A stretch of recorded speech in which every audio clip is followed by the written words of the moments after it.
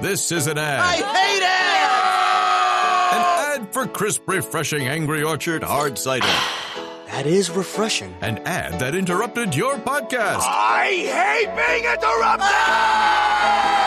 To remind you to stop being angry at me and crack open an Angry Orchard. That's a good idea. Don't get angry. Get Orchard. Angry Orchard Cider Company, LLC. AngryOrchard.com. Please drink responsibly. Angry Orchard is a hard cider with other natural flavors. Welcome, guys. Welcome live on the Inside Line F1 podcast. Let's dissect a very intense race in a very short period of time. That was crazy. Kunal and I were on the official Hindi Formula One broadcast for Fan Code, trying to make sense of what was going on there. And what a chess match, Kunal. What a chess match. And you feel that a chess match was won by a lucky person just on the right place at the right time on the entire chessboard. Absolutely. I would have loved to get Gukesh, who's the Indian World Chess Champion, his perspective on what actually happened with the race strategy at the Hungarian Grand Prix. There was a lot of strategic chaos. There were drivers pitting. There was Fernando Alonso holding people up. And there was just, I think Fernando Alonso, we'll talk about him, about how he held up people and destroyed so many people's races. But yes, I think the lucky driver won. I also don't think that you and I got lucky yesterday when we predicted this very scenario, Samuel, on the Inside Line F1 podcast. We said this is what could happen. Leclerc leads. The lead McLaren, which we all knew at that time, would be Piastri because he was starting second, would go chasing Leclerc, and McLaren would run an alternate strategy with Lando Norris. You asked a question, will McLaren be fair, or will they actually let the drivers race? Will they prioritize team harmony, or will they prioritize the drivers just battling it out themselves? What do you think happened there? I think they made a decision, and they made a decision that they've made every time, including in Belgium last week as well, which is we will give priority to the lead driver to go ahead and try the race win, and the second driver can drive the alternate. And this time, Kunal, the alternate worked. It was cool in Belgium. Tire degradation was not as bad. And importantly, it took a lot for you to overtake. You needed to be significantly faster. I heard before the race it was 1 second. And Piastri just couldn't pass. I think both the strategies did converge at a point, if you really have to take a look at it. So there wasn't an obvious better or worse one.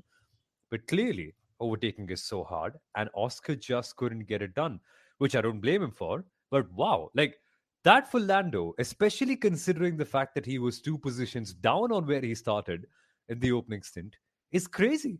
It's blackjack. It's a great piece of luck. Just be there on the table long enough, and sometime the cards might work in your favor. It might. And, you know, what you just said about Lando, and this is why I think this is his second race win with luck as a major factor. Happened in Silverstone. Oscar Piastri leading under safety car restart, got penalized for something I can't remember any driver being penalized for in recent times. And recent times, I mean like maybe 15 years in history of Formula One. Yeah. Maybe 20 if I literally scratch my heads a little too much. Okay. So he lost out positions to George Russell. He lost out positions to Fernando Alonso. He had to claw it back. He was lucky he could overtake Fernando Alonso, but that was also the pace differential. That was also Fernando Alonso not wanting to battle Lando Norris, because Alonso destroyed Verstappen's strategy, destroyed Hamilton's strategy, destroyed every single person's strategy by just going slow. Again, another scenario we predicted. We discussed this. It's Monaco without the walls. Could you run the Monaco strategy?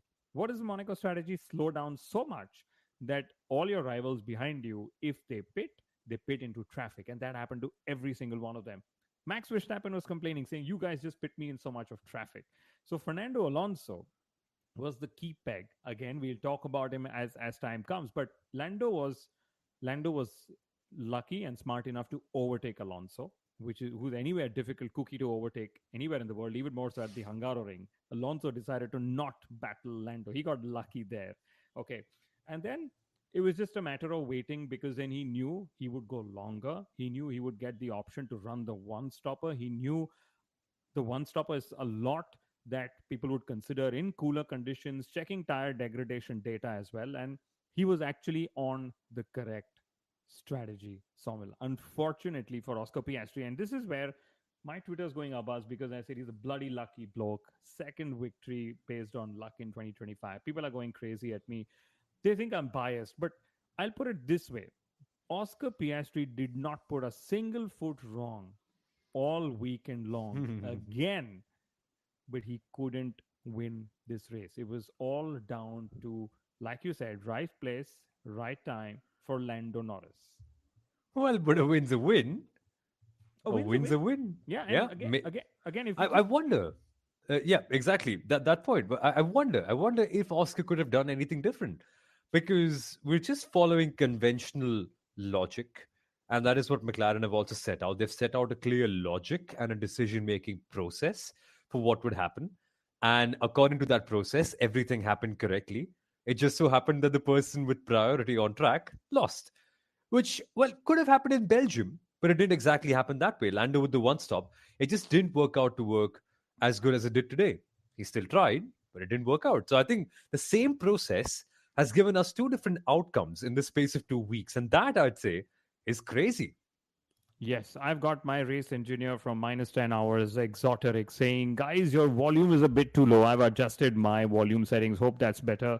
But thank you for telling us this. The challenge with live streams, it is so difficult to pinpoint because for the F1 broadcast that we did with fan code, everything worked fine. It's the same settings we use on Riverside, and then suddenly the volume's all over the place. So Somil is, of course, aggressively changing his settings just as Charles Leclerc refused to do so in Spa in the wet. But yeah, I still hold what I'm saying, that he was lucky. And what happened at Lando Norris' start, we must point out, the starters on the right side actually lost out on positions. That's what Gabriel Bortoleto was told. That's what Lance Stroll was told as well. But all in all, again, there was a good mix of strategy and Yep. racing that happened. And when I say racing, I don't mean overtakes. I mean drivers trying to overtake one another and actually engaging in wheel to wheel battles. And let's remember the final race result is not out yet. Max Verstappen under investigation post race for his move on Lewis Hamilton at turn 4. Yuki Tsunoda under investigation for his move on Nico Hulkenberg at turn 1. So both the Red Bull drivers could face some sort of penalties, if at all, post race, Samuel. Yeah, it was an annoying day to be a Red Bull racing driver. So much went wrong for them. And yeah, a very, very tough outing overall for them. But there's also been a lot of chopping and changing below the McLaren drivers. We've discussed how Lando has made it happen. And sure, there were a couple of mistakes, but generally very good. What is interesting is a mystery issue with Charles Leclerc costing him the race. It's a mystery issue with Ferrari. It's always a mystery, right? I think the best way to dodge criticism is to make something a mystery so that nobody can sort of poke at it and find out the truth. But whatever it was, he lost a lot of time and he was right there. Was it strategy that was wrong or just raw pace? So the mystery got solved post race because Leclerc actually said in the race, in the cockpit, he did not have full information. He thought that they gave him an aggressive front wing setting at the pit stop, but actually he was facing chassis issues from lap 40 onwards, and that's what curbed his competitiveness in the second stint. That's what lost him the podium. That's what added to his already worst poles to win rate that he hosts in his career in Formula One. So yes, unfortunate times for Ferrari, but I think otherwise they really called the shots right, despite knowing that McLaren were chasing them with two different cars on two different strategy. Do you think though, Lando Norris could have been overtaken by Charles Leclerc had it not been for that issue?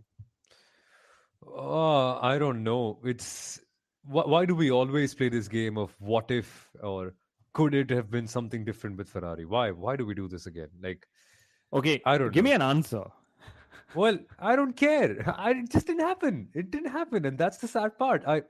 What do I do thinking of could it have happened when it just didn't happen? And I know it's an angry Ferrari fan in me speaking here, but like, seriously, it's another win lost.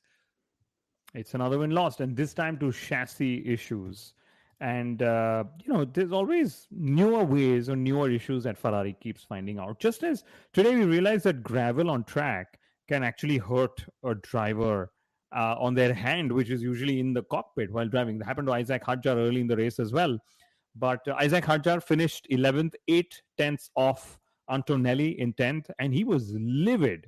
Okay, Exoteric is saying, give me an answer. I will give that answer. I think Leclerc could have overtaken Lando Norris because Leclerc actually had lower downforce. And I think one of the reasons why Piastri could not overtake Lando is because they pretty much had the same wing settings, which meant that they were just about hitting the same amount of pace. And I think the cars were too evenly matched, just as they should be, since they're racing for the same team, Somal.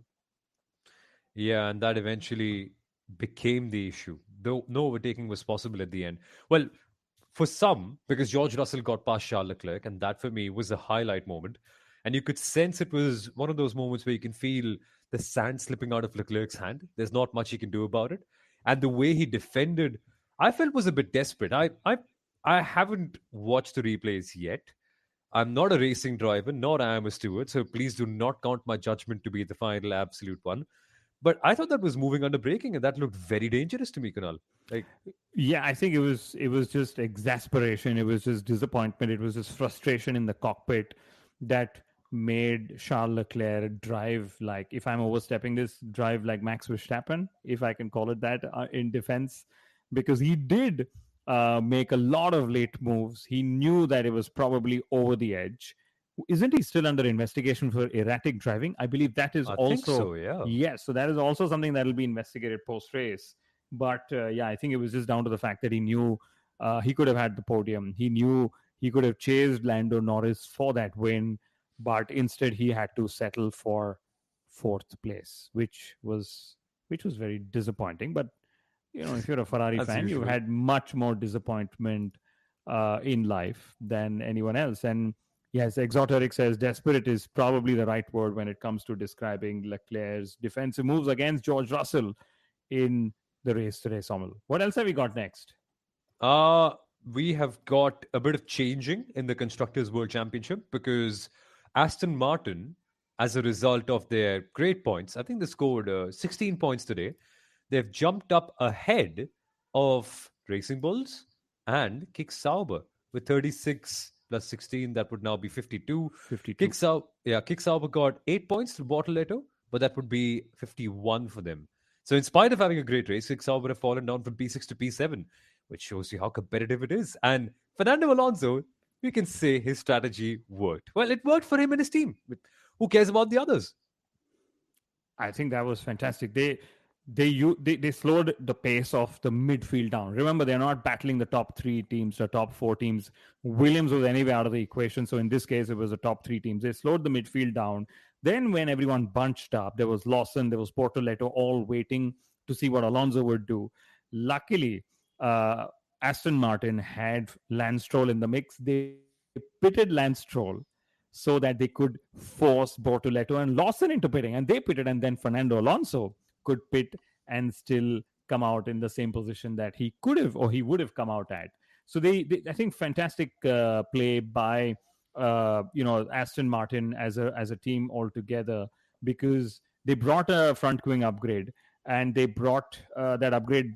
Both the drivers made it work, which is also, can we give a clap? We should give them a clap. Yep. Yeah. My former team, pretty much for it. And if you all want to know, very easy to see, how many laps they all did, because Fernando Alonso pitted. He did 31 laps on the hard tire, but before that, wow, my screenshot has stopped showing me what was the tire that he ran previously. But anyway, Wasn't he on a medium? He for was the on the longest medium. time? Yes. So what happened there was Stroll pitted first on lap 36. That put Bortoletto to pit on lap 40. So they tried to go out as long as they could. Alonso pitted on lap 39. Okay. And then Lawson also pitted on lap 40. So actually, it was the overcut that worked for them in this case. And again, I'm loving watching the rookies this year. Yes, I think Bortoletto is literally the class of all the rookies. I would count Isaac Hadjar. I would count Behrman. I would also count Liam Lawson as one of those rookies out there. Exoteric is also saying, can we just give a clap to Gabriel Borto? Just so proud of him. We Yes, there you should. go. We should. We should. Fantastic. No, he's Yeah. been incredible. Yes. And 8 points for him today.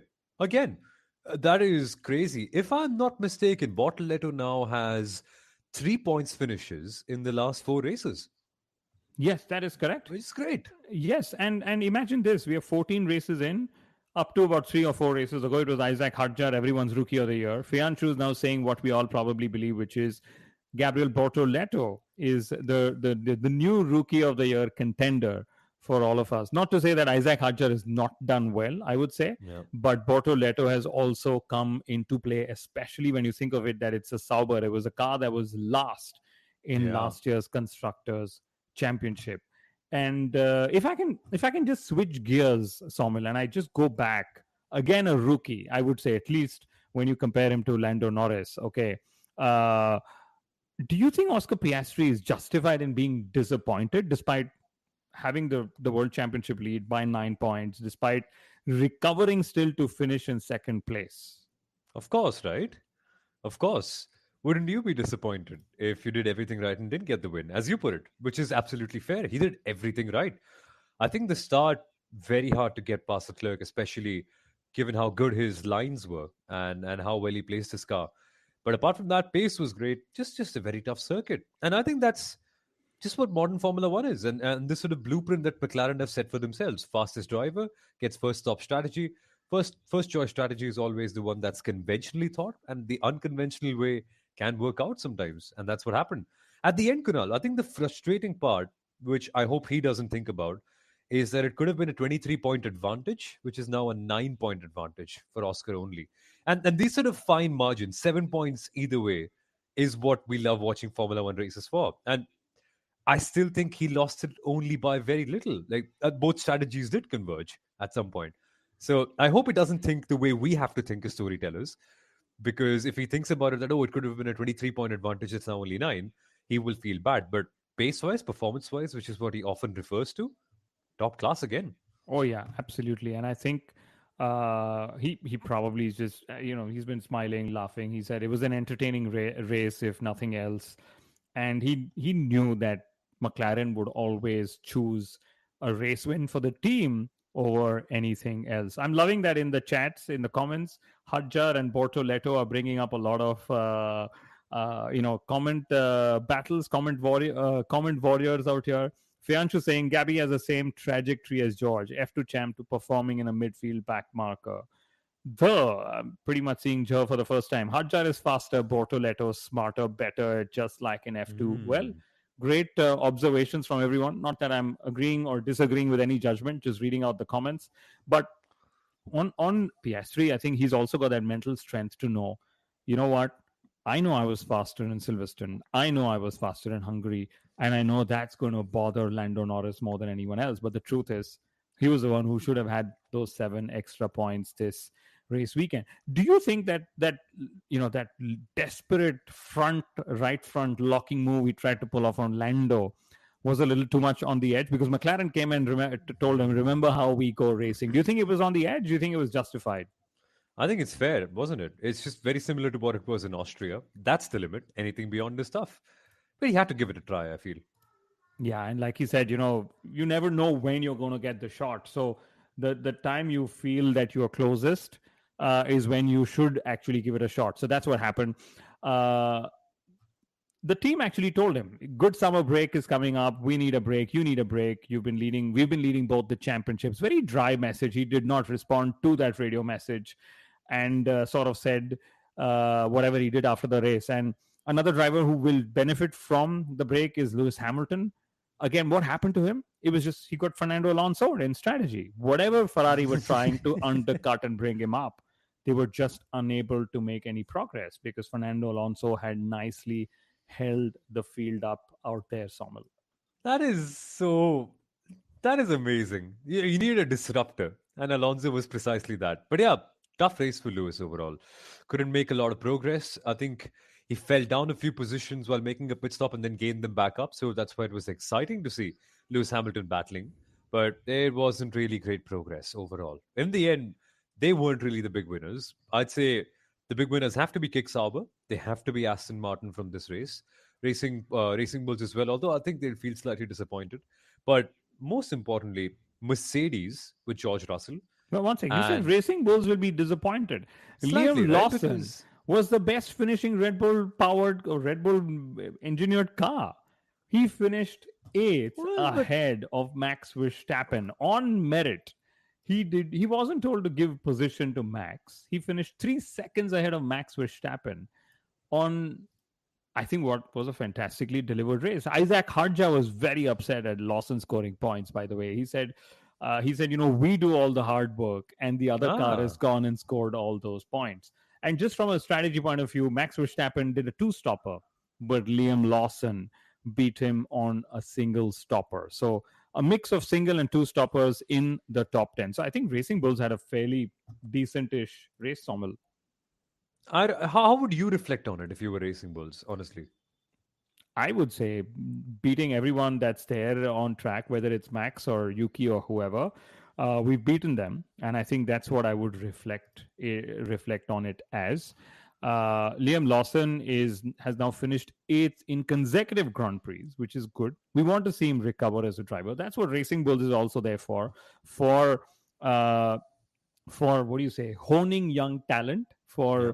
for Red Bull Racing. And I would say more than Racing Bulls, Red Bull Racing would be disappointed because Max Verstappen only ninth on a circuit we said he could struggle on. He struggled here last year, but somehow he was 72 seconds behind the race winner. Can Wow. you imagine? 72 seconds. What a tough race. What a really tough race.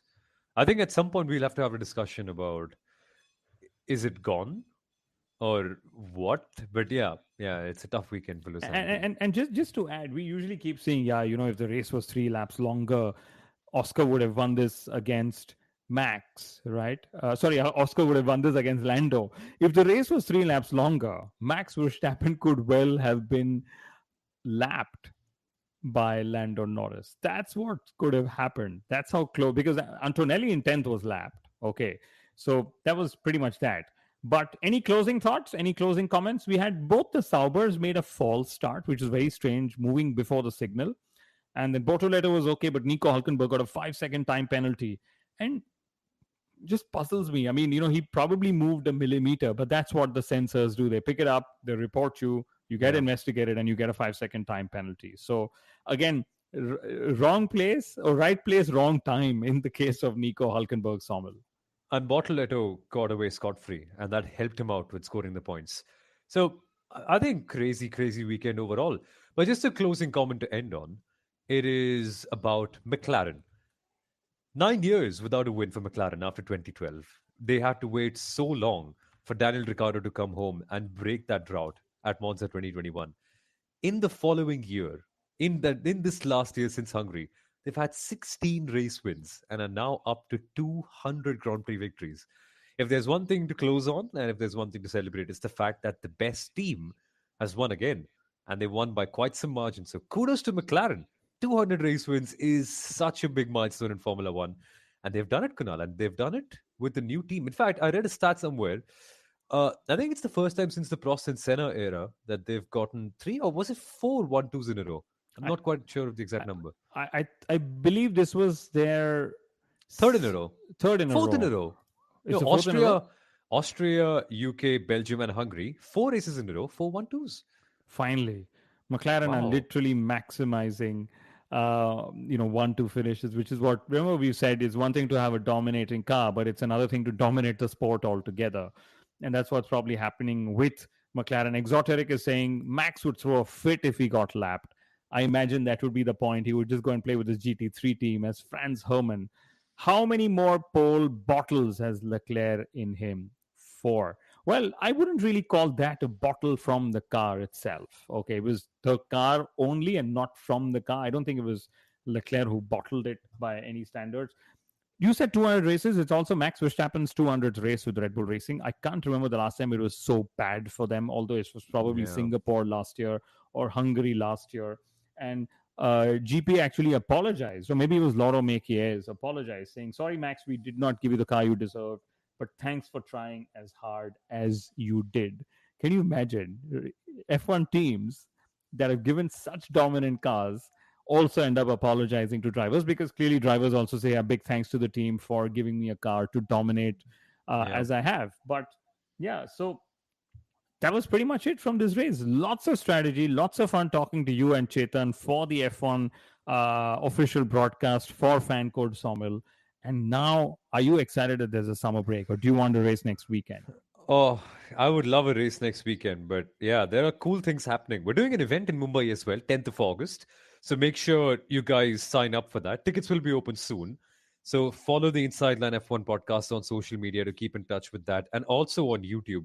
For now, I think, guys, it's a happy end. It's been quite a weekend, and it's been a lot of fun speaking to you guys. But yeah, 3 weeks without Formula Your One. driver of the day? Let's do that. Oh, Last one. driver of the Like day. F1 says, oh, closing in 3 laps. Oscar Piastri. He's got Or 8 Fernando wins. Alonso.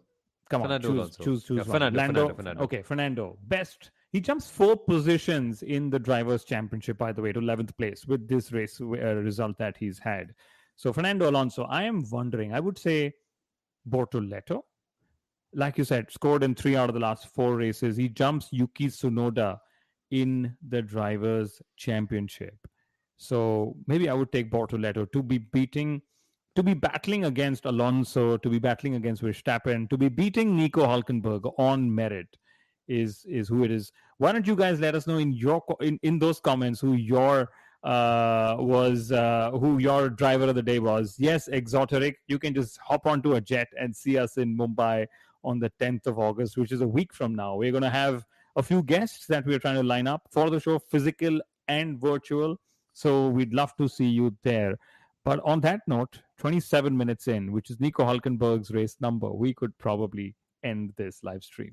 Yes, thanks for watching, guys. Subscribe to the Inside Line F1 podcast.